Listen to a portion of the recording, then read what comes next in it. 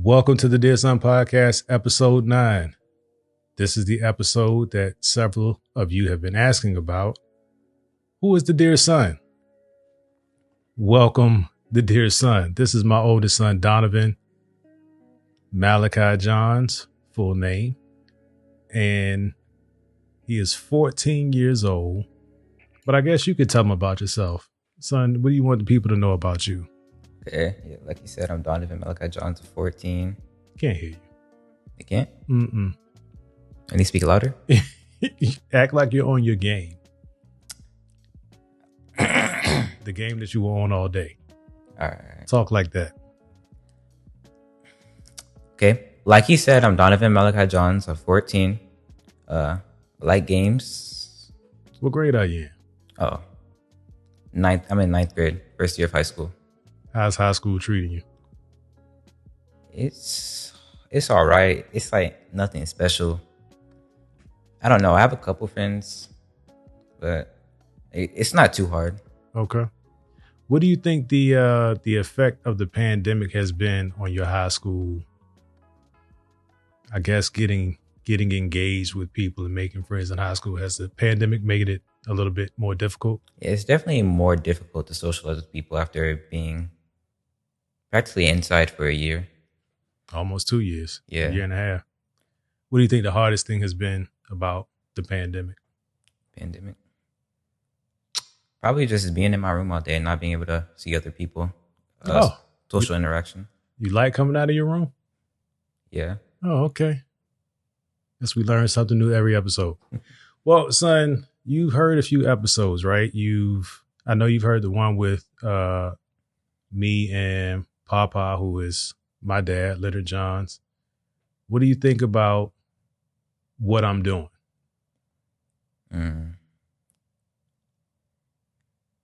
It's definitely something new. I feel like a lot of fathers should try it because a lot of them don't have open dialogues like that with their fathers. And essentially assess the way that they were raised and they want to raise kids. Yeah, well, that's the point of this. So this is an open forum. You can say whatever. Mainly because I edit it and I can take anything out. No, I'm not going to do that. But this is our forum. Like this, like you're a part of this too. This whole thing came about because I felt that I was doing you a disservice in how I'm raising you, like what my fatherhood skills were. And you may not understand all of it, but sometimes I just don't honestly know what to do. I don't know what to say to you. I don't know how to approach you, even though I'm the adult. And my fear was and is, it's a lesser fear now as I go through this process, is that, as you heard on the episode that I did with my dad, when I was your age, I really didn't want him to be around me. I didn't really want much to do with him. I thought we were so different and I couldn't wait to not be in his house and have to follow his rules. Do you understand that? Yes. So as a 14-year-old living in my house with my rules, what are some of the things that you wish that maybe I understood or paid attention to, or you think that we could do better?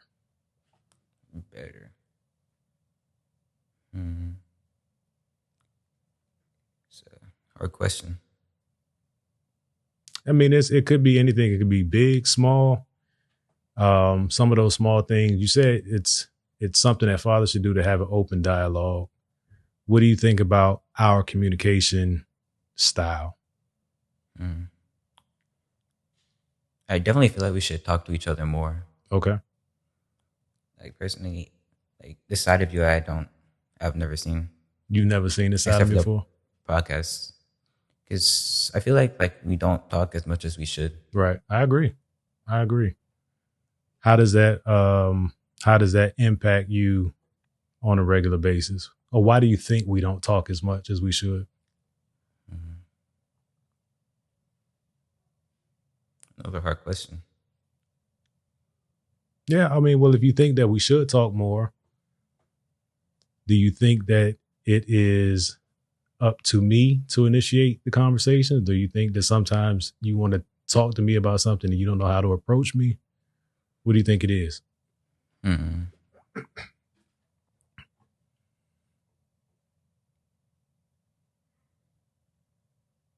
I don't know. Okay, well, that's fair. So what are some of those things what are some of the topics that you wish we talked about? Because this podcast, son, is not about having all of the answers. It's kind of what I'm doing. It's helping me get in tune more intentionally about what I'm doing and saying. And it helps me in conversation with other men that have different experiences that I do. Maybe I have some aha moments and like, well, maybe I should try that. So what are some of the things that you think that we should have conversations about? Mm-hmm. Maybe things that we like that maybe we could do together. Because I feel like we don't hang out as much as we should. I agree. Do you feel like, from your perspective, why do you think we don't hang out? Do you think I'm just too busy or what? It's definitely not because you're too busy, I don't think. So what do you think it is?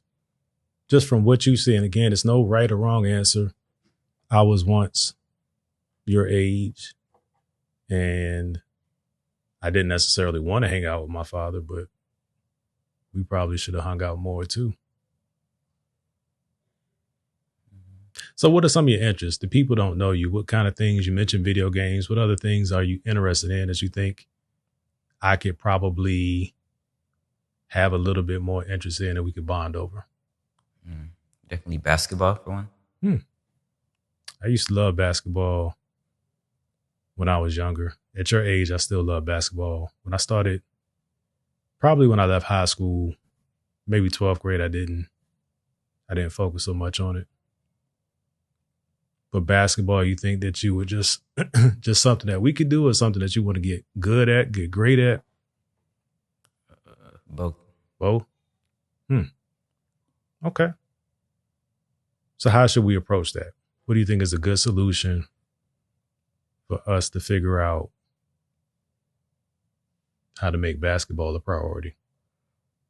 I mean, definitely go in the yard more. Oh, you remember we have a basketball hoop outside. Mm-hmm. You know what I think sometimes? I think sometimes you would just rather be in your room, so I don't bother you. That's not the right answer, but sometimes that's just what I think. And again, I remember going back to that age that, I don't know. What do you think about your dad? Just in general. I mean, one, you're a great father. Pretty cool. I'm pretty cool. Mm-hmm. Tell me more. Tell them more. I mean, you made a great family. You provide for us. You work hard. So what do you think that means when you see me doing that stuff? You love us and you're trying to give a good life to us. Do you think sometimes I focus too much on providing a good life and not being in your life? In the Dubai days, I used to think that. In the Dubai days? Yeah, speak up a little bit too. Yeah. Because you were on work all day. Me, everybody else was home. You were work all day. And then sometimes by the time you came home, I was asleep. I barely saw you. Yeah. So when I don't know at what point I mentioned it on this podcast, we as a family had the opportunity to live overseas in the UAE, in Dubai specifically, for 3 years. My job provided that opportunity. And again, I was able to take my family. So I thought it was a great opportunity for you guys to see the world, see it differently, because I had been traveling through Dubai on my way to other places, but to live there was really different. The challenge was because we were so far ahead of time than the East Coast, and that's where my primary office is and the people that I reported to were. When I'm getting off of work, they're coming to work. And then they would start sending emails and things that I needed to address, and it would extend my work day. So I thought I had figured it out by going to work later because I knew I had to stay late. But yeah, sometimes I would get home 10, 11 o'clock and miss the whole day. And there wasn't a lot of opportunity. Shouldn't say there wasn't a lot of opportunity. There weren't a lot of hours left in the day to really connect with y'all as a family. And then when I came back, I was traveling a lot. So I don't know. I guess the lesson you could take from me is that providing for your family is only a portion of the responsibility of being a father. Like, you have to actually be present in their lives. And sometimes I think that I would use my work schedule and my work responsibilities as an excuse, because I did my job very well, but sometimes I didn't think I was being a great father. So those times when, as a man, you feel like you're not adequate for your family, sometimes the response is not to step up and fix things. Sometimes the response is to kind of regress further away because you're embarrassed. So a lot of the time I was embarrassed because I felt like I knew I wasn't spending enough time and I didn't know how to fix it. Does that make sense? Or do you understand that? Yeah, I understand that. Okay. So what else? What other, since we've been back, what's your assessment of me as a father outside of providing? What other opportunities do you think that maybe I missed or maybe I should focus on? You know, we said basketball. I'm really interested in what things that you're interested in at this stage of your life. Like, what has your attention? What are you curious about? What do you want to know more of? What are some of those things? Mm-hmm. My mind's kind of drawing a blank right now. What is one thing that you see me do that you know you'll do when you become a father? That I know that I'll do when I become a father. Mm-hmm. Or do you even want to be a father? Yes. So let's step back. What do you think it means to be a father? What do you think some of those requirements and responsibilities are? You definitely have to show your kid that you love them. So how do you think that you'll show your kids that you love them? That may be different than the way I show.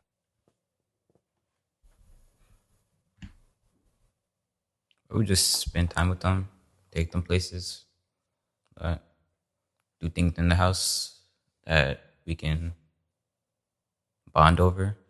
What kind of things? If you had a son, if you were me, let's say 20 years from now, you become a father. What do you think would be the most important thing that you do? Just be there for my family. So what does that mean? Show them that they can depend on you. How important is it to be able to depend on me as your father? It's very, very important.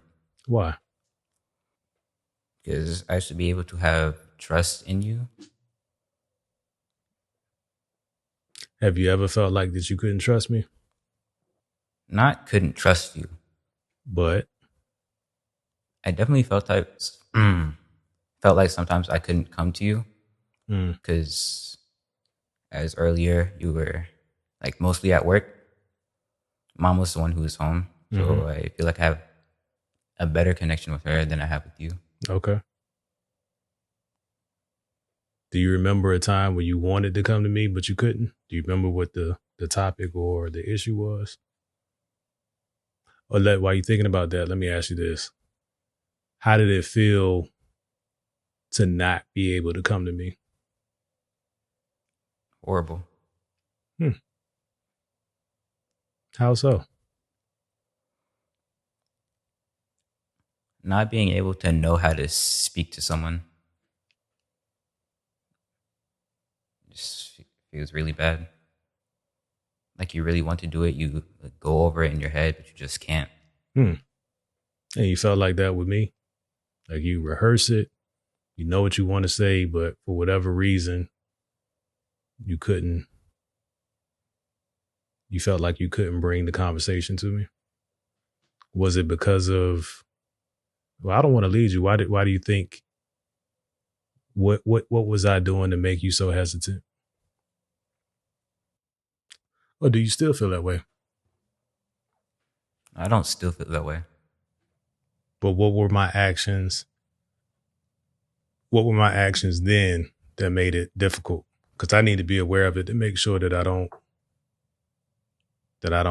go back into that mode, or at least explain why I was in that mode.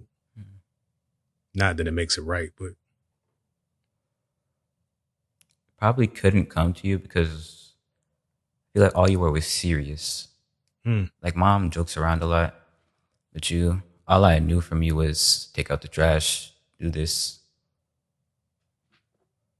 get off the game. That's all I knew. Well, that's fair. In my first, maybe it was the second episode, it was called Dear Son, You Deserve Context. You know what context is? Yes. Okay. So the way I grew up was there wasn't a lot of questioning what my father said. And I saw him as very serious. Not that I never saw him laugh, but just like what you're saying about me, it's primarily serious. He was focused on making sure that I was doing the right thing, making sure I was obedient, because that's what he experienced with his father. And his father didn't really talk to him that much. And that's common for that era of fathers, not too far removed from slavery, where you didn't have a say. I mean, that's a few generations, but it is a very traumatic process to undo years of oppression, years of trauma, and then beyond that, my dad's dad. I didn't know my dad's dad. Just like you have Papa as your grandfather, I never had a grandfather, so I never really had any context of why my dad was the way he was, and that's why we had that conversation, so we can understand it. And that's why we're having this conversation much earlier, so that I can be aware of stuff. But to summarize it faster, these are generational characteristics that were passed down, whether intentionally or unintentionally. He saw and observed. He made what adjustments he could with me. I saw and observed. I'm making what adjustments I can with you. And part of what didn't happen was the accountability from the father to the son. There was always accountability from me to my father. And it's not, and I don't want that taken out of context, like my dad wasn't accountable, but he didn't have to explain things to me. Like if he said something that was law, that's just how it was. And I got to a point where, like you, were in a place where I felt like I couldn't talk to him because we didn't have an open dialogue relationship, or I felt like I already knew the answer was no, and he wasn't going to seek to understand why I was asking for a thing or why I wanted to do something. So it was very, very, very, I mean, it was strict compared to what your freedoms are. And sometimes I feel with you, I kind of overcorrect. Like you got the game in your room. If you're on punishment, it doesn't last long. I think you get a lot of chances, from my perspective, when things need correcting. But what I wasn't doing was doing a good job of explaining to you what my expectations were. So when I would call your name loud to tell you off the game, I guess you received it how you received it, and you felt that it was more punishment than us having a real understanding. So what do you think I asked you what would be important when you become a father. On a scale of 1 to 10, how tough do you think it is to be a father? Definitely 10. Why? It's a lot of things. Hmm? Just a lot of things you have to raise a kid or more. And what do you think that's like? You have 4 siblings. Each one of y'all are different. Different things are important to you. You react differently to certain things. What are some of those difficult things that you think that make being a father a 10 in terms of difficulty? To care for your child. Wake them up in the morning. Make sure they're happy. Make sure they're alive. Yeah. You gotta teach them about life. Yeah. So a couple of weeks ago, there was an incident at what's the name? What's Honors Old School? Timberview High School. And that's the high school that you and Imani, your older sister, would have been attending this year if we hadn't moved. What were some of your thoughts? And to the listeners or the viewers, Google Timberview High School in Arlington, Virginia, in the Mansfield ISD district. That's the school district that we're in. And that was an incident of violence. A fight led to a shooting.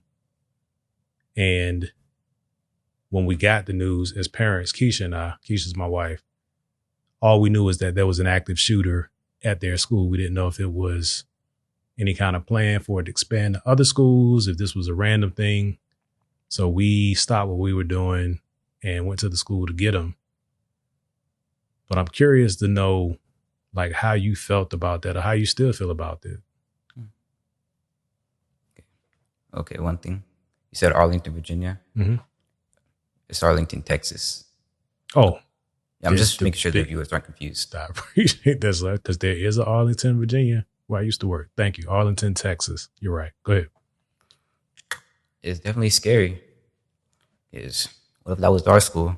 Mm-hmm. People, they don't check bags. You don't really know what people's true intentions could be. Mm-hmm. It's very easy to make something like that happen. Mm-hmm. Almost, it's too easily. Mm-hmm. Because young children should not be able to cause a shooting, get their hands on weapons that could end other lives that you only have one of. Right.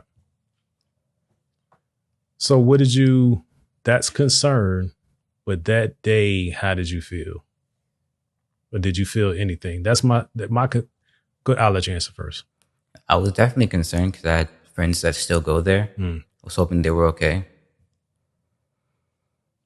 It was on the news, on Twitter, on everything. Mm-hmm. Just scary because it could have been my school. Right. And honestly, if it was your school, do you think you would know how to react? I'm gonna be honest, probably not. And I'm glad you provided an honest answer. And those are some of the things that parents can't predict, but parents are concerned with way before you know to even be concerned. So when I am demanding of you to follow instructions immediately, not when you get a break on your game or not when that game is over, it's because something could happen that requires your immediate attention. And if you're not used to that, you won't be aware of it. Like even in the house with your game, the reason I'm frustrated if I have to come upstairs in your room, number one, let's back up. my parents calling me, specifically my father, the answer was to come to where he is or where he was at the time. It doesn't mean to have a dialogue at the same tone that he called me or I call you, right? And when you're so into your game that you don't have any idea what's going on, even in your own house, I'm annoyed when people around me aren't aware of their environment. I'm way more annoyed when that's my family because something could happen. What if there was something just like we had a gas leak in the house? When we first moved in, do you remember that? We had to go outside. Yes. So what if it was something serious like that where I needed your attention and you got 4 other siblings, 2 are younger than you that need more attention and you couldn't hear just because you're on your game, enjoying your life? Like those are the things that parents think about. And sometimes our tone reflects that frustration, even though the child doesn't understand it. Get it? Yes. Okay. So we were talking about the incident that happened in school, you not knowing potentially what to do if you were in that situation. Life is not always protected. And I think you see that, but you know, a lot of my frustration is I want you to be prepared.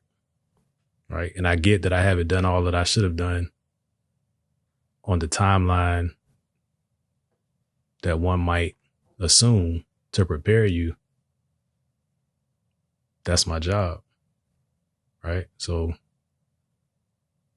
I'm not always going to be laughing. I should laugh more. I should. Just like you said, you haven't seen the side of me.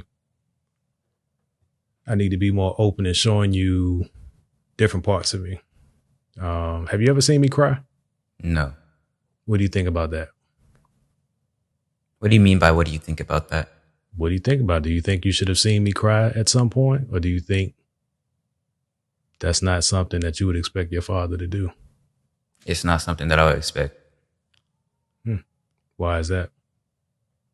Never seen you cry. Yeah, not seeing me created an expectation. If you saw me cry, what would you think? I would be surprised. Okay. Would you think that I was weak, or did you think that was something I couldn't handle? What would you think? Probably something that you couldn't handle. I've seen you cry. Is it because you couldn't handle a thing at the time, or? And sometimes that thing is your emotions. Like you may not know how to respond to something. So that seems to be a natural, and it really is a natural thing. Sometimes men not crying is because they've suppressed it so long that it became just like, what did you say about me working so much? They created an expectation that you couldn't come to me, or me looking so serious created an expectation that you couldn't come to me. Sometimes men don't cry for whatever reason they were taught.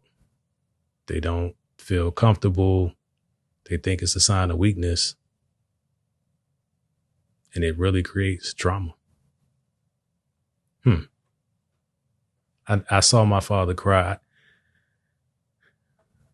The most memorable time I saw my father cry was after he gave me a whipping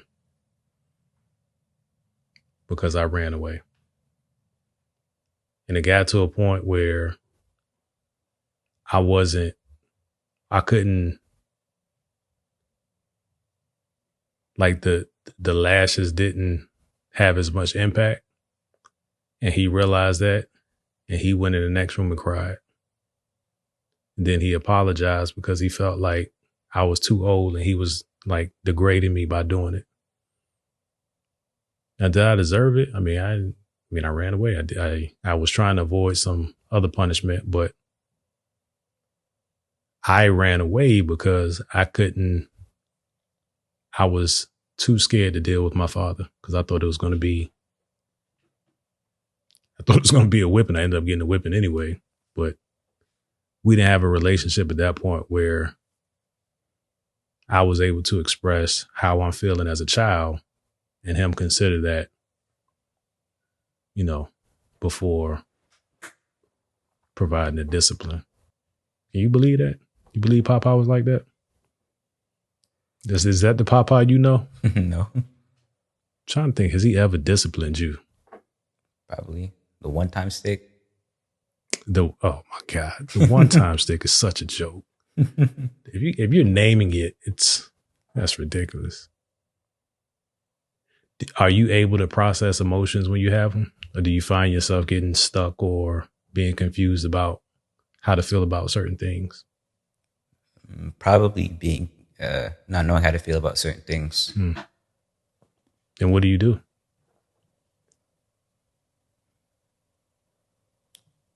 Just whatever the natural action is, like sadness or anger. It's interesting that you mentioned that, because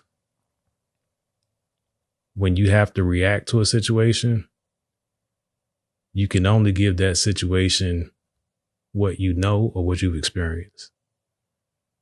So that's why it's very critical to guard your mind, your eyes, your ears about what you're putting in, because some of those things could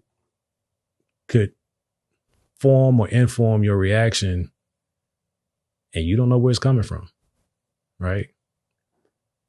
If all the music you listen to described how to be violent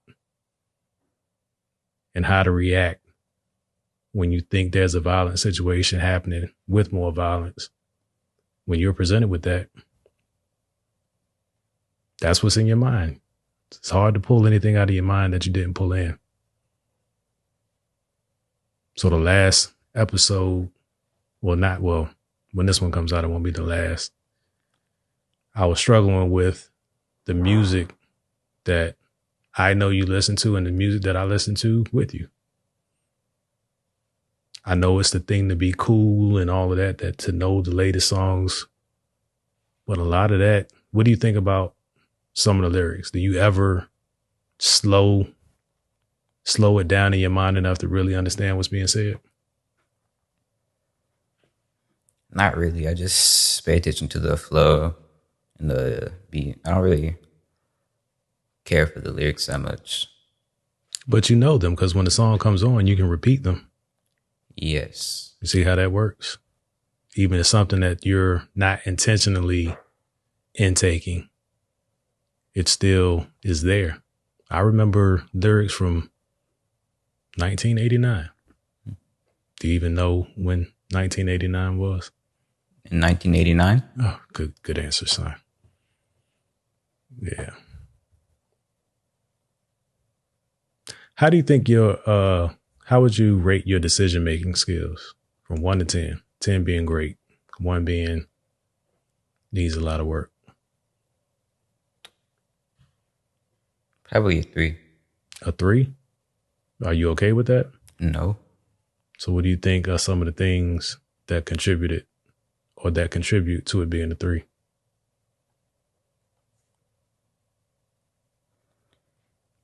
think it's because in my mind, if I really don't want to do something, I just won't do it. How far in life do you think that's going to take you? Not far at all. So where are you getting stuck? It's more so that there's something I really want to do and something I don't want to do, but the thing I don't want to do is more essential to do. Probably going to do the thing that I want to do.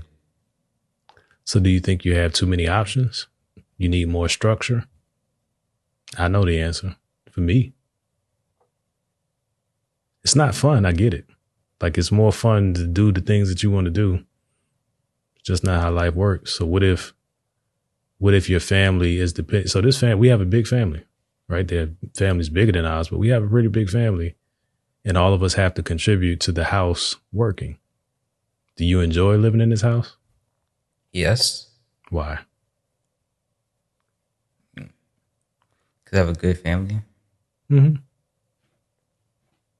I enjoy spending time with my family. Mm-hmm. But you have your own space. You have privacy. You can move around. You have access to things that are entertaining. What do you think your responsibility is to your family and to this house? Are we contributing to the house? Okay. Do my chores and stuff. Mm-hmm. The trash, all that. So when you're not doing that stuff, what do you think the message is? How do you think I perceive that? That I don't care? Are you okay with that? No. Okay. So how does the behavior shift? How does the behavior shift? Yeah. How do you change it? If you're aware of something and you know that it is having a less than desirable impact or a negative impact, and you have control of changing it, what does it take to change it? Probably set reminders for myself to do more around the house. Do stuff without having to being asked. That's a very mature answer. So I'll expect to start seeing that this week. Okay. You don't need a reminder to get on your game. You don't need a reminder to be a leader and tell everybody else what to do. Like, I can't do that. I'm trying to think if I was ever that good at video games. I don't think so. It didn't hold my attention long enough. And that's just that's a big difference between you and I. I would have rather been outside. Or what, man? Yeah, outside, because around like your age, thought I was going to be a basketball player. So I spent more time doing that. What do you think keeps you in the house? Because your generation is different. And you got probably 5 kids your age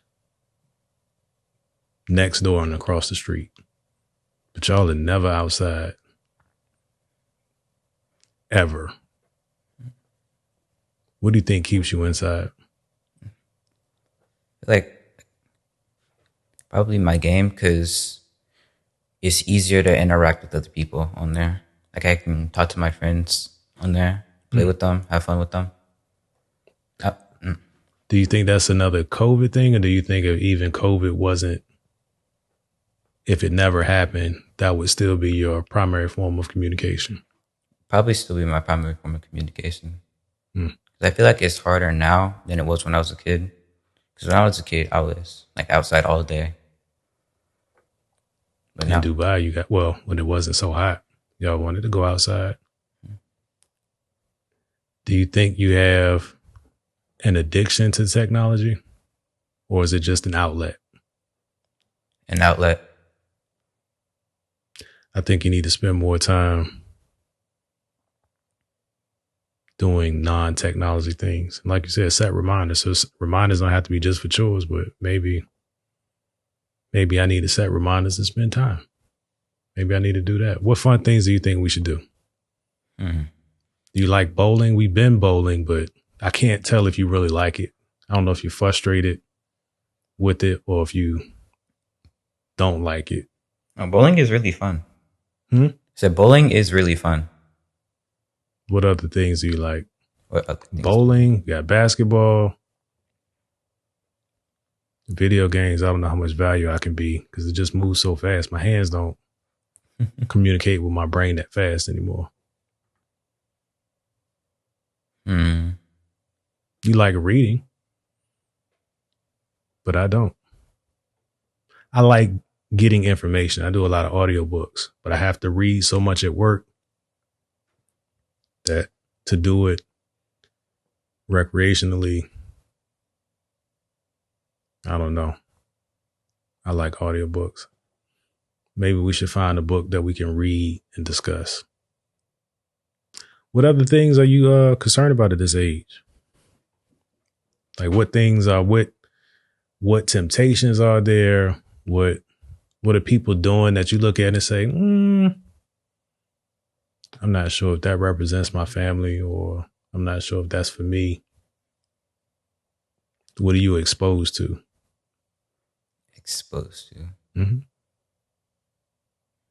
Because I can't see everything. So even on the game, You could be having conversations with people that might make you start thinking about different things that you never thought about before, or you got IG, you got all these other things. I don't think it's a realistic expectation for you not to have access to information. That's just how the world works. And I can't block everything that you have access to. But some things you're going to see and you're going to have to make a decision. Like, is this for me? Is this something I'm willing to risk? Is this something that's going to reflect well on me and my character and then my family? Like what things are being thrown at you now? Or people your age? Thrown at me. Like things I feel like drugs and alcohol, that I'm not exposed to any of that. I don't really know. Do you have a desire for drugs and alcohol? No. Okay, that's good. Like, I maybe want to try like a bit of alcohol when I'm older, just see what it's like. Yeah, I had an issue in high school where I had access to alcohol not in my house, because my parents never had alcohol in the house. But I was exposed. I tried it before I was supposed to. And I wish that I hadn't. You kind of always want to do things that you're not supposed to do. That's just the effect of sin, right? There's a constant tug for you to be, do, try, act like something that is not the greatest for you. But I hope you realize, or hopefully I can adjust my behavior so that you're comfortable coming to me with those things, because I wasn't. So sometimes when I got in situations, I just made a decision. It wasn't peer pressure. It's just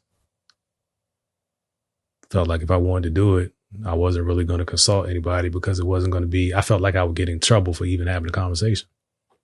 And I never want you to feel like that, because that's how you slip into all types of trouble. Got it? Yes. Yes. Okay. I'm trying to be vocal so they can hear me. Yeah. Well, I think this is not going to be your last time on the podcast. I hope. Oh, yes. I will be back. Okay. Let's do it now. I switched the camera to you. Go ahead and get your effect. I will be back. Okay. Fantastic. All right. Yeah, I think this is a good start to dialogue, and maybe this process will help us. Just like the podcast that your mom and I do. Sometimes we're having conversations on that for the first time. And it's like, wow, because we're intentional about doing the podcast and being transparent in our conversations, is helping us grow together and figure out things about ourselves. So I think that's what this podcast hopefully will do for us, if you're open to coming back on the show. Of course. Of course, this means dear son. It wouldn't make a whole lot of sense if I didn't actually get my son on. But I appreciate you coming on. I know it's a little different when the camera's on, right? It seems, yeah, my first couple suck. I mean, the content was reached people, but I look back at it and I'm like, ugh. And I probably look back at this one, I'm like, ugh, but it keep getting better. So hopefully this will have a number of impacts on you in development and speaking in front of a public or a camera, perceived public. A lot of benefits to it. So I appreciate you, son. I love you and I'm proud of you. And I want you to know that, man. You can come to me for anything. We'll get through it. Okay. All right. He'll be back on the show. For those that are still watching, still listening, we appreciate you. Take a moment to follow if you're on the audio platform only. If you're on YouTube, please subscribe if you haven't done so. Hopefully throughout this process, you were commenting anything, making comments or responding to anything that resonated with you. If you didn't know that, you can do that. And also all of that helps us, right? We're trying to create a community of it's because I was going to say fathers is I get a lot of feedback from women too, so I don't want to exclude anybody, but my conversations are coming from a fatherhood perspective, aimed at men, and the collateral benefit has been, I guess, just women, family, parenting, all of that. So we appreciate everybody that has invested any amount of time in this content. Please share it with somebody that you think it may impact as well. And this is my journey, so I'm gonna stay on it because it's helping me. It helps you in the process. It's fantastic. Anything you want to say in closing, son? Subscribe. Mm-hmm. I would say shout out your IG, but you got way more followers than I have, so it's not like you really need it. So maybe you should post this on your page so we can get some traction. Anyway, we appreciate you guys. God bless you. Peace.